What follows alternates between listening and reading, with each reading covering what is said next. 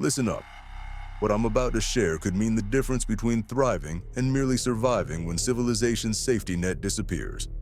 I'm approaching this like any military operation, with discipline, strategy, and zero tolerance for wishful thinking. 30 days off-grid isn't a camping trip. It's a sustained operation requiring the same methodical planning we'd use for a forward operating base in hostile territory. Today, I'm walking you through the tactical framework that will keep you operational when others are counting down to failure. Phase 1. Operational assessment. Before you even think about stepping foot into the wilderness, you conduct what we call a mission analysis. Your enemy isn't just the elements. It's time, resource depletion, and your own psychological breaking points. The rule of threes governs your priorities. 3 minutes without air, 3 hours without shelter in harsh conditions, 3 days without water, 3 weeks without food. But here's what the survival manuals don't tell you. Psychological breakdown can occur within 3 days of isolation if you're not mentally prepared. Your area of operations must be selected with intelligence, not emotion. Avoid the rookie mistake of picking the most remote location possible. You want isolation, yes, but not so far from civilization that a medical emergency becomes a death sentence. Study topographical maps, identify water sources, escape routes, and potential hazards before boots hit the ground. Weather is your operational environment. Check extended forecasts, understand seasonal patterns, and plan for the worst-case scenario. Mother Nature doesn't care about your timeline. Phase 2. Resource acquisition and management. Water is your primary logistics concern. You need a minimum of 2 liters per day for basic survival, but factor in exertion, climate, and stress. Plan for 3 to 4 liters daily. Establish multiple procurement methods, natural sources, rainwater collection, and purification redundancy. Your water purification protocol requires layers of defense.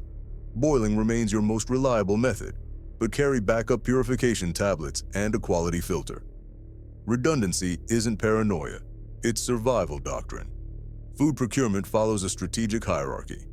Your initial rations provide the buffer needed to establish sustainable food sources.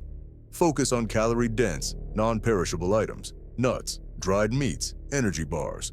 But don't rely solely on what you packed. Learn to identify local edible plants before you deploy. Knowledge of 5 to 10 reliable species in your operational area can extend your mission indefinitely. Foraging requires positive identification. When in doubt, don't consume. One mistake can turn a survival situation into a medical emergency. Hunting and trapping demand significant caloric investment for uncertain returns. Unless you possess advanced skills, treat this as supplementary, not primary nutrition. Fish traps and snares can work passively while you handle other priorities. Phase 3. Shelter and security operations. Your shelter serves 3 functions: protection from elements, temperature regulation, and psychological stability. Location selection follows military principles. Avoid low-lying areas that collect cold air and moisture, seek natural windbreaks, and maintain visibility of approach routes. Construct with redundancy in mind. Your primary shelter should handle expected weather conditions, but have contingency plans for severe weather events. Materials should be locally sourced to conserve carried supplies. Learn basic lashing techniques and structural engineering principles. Insulation from ground contact is non-negotiable. Even in moderate temperatures, ground conduction will rob your body heat throughout the night. Natural materials like pine needles, leaves, or grass create effective barriers when properly layered. Security isn't just about wildlife, though proper food storage prevents dangerous encounters. Your operational security includes maintaining low visibility if you prefer solitude, securing your equipment from weather and theft, and establishing escape routes from your camp. Fire serves multiple tactical purposes beyond warmth: water purification, food preparation, signaling, and psychological comfort. Master fire construction in various weather conditions using natural materials. Maintain your fire discipline. Know when smoke visibility serves your purposes and when it compromises your position. Phase 4. Psychological warfare. The longest battle you'll fight is against your own mind. Isolation triggers psychological responses that can compromise your decision-making when you need clarity most. Establish daily routines that provide structure and purpose. Physical fitness maintains both bodily health and mental resilience. Even basic calisthenics help combat the psychological toll of isolation.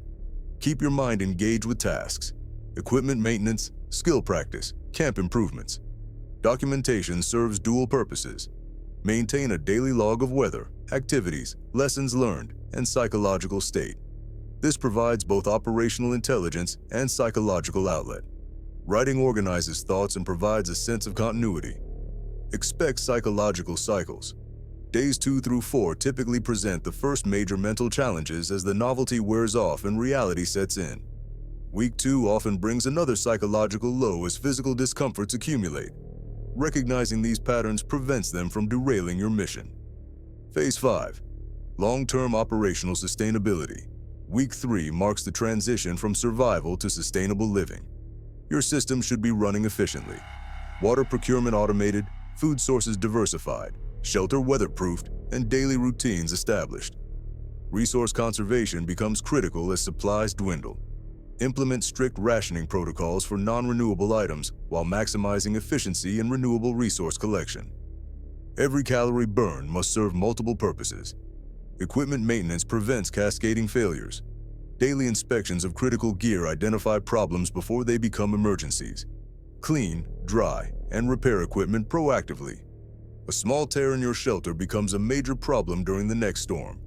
Skill development continues throughout your deployment.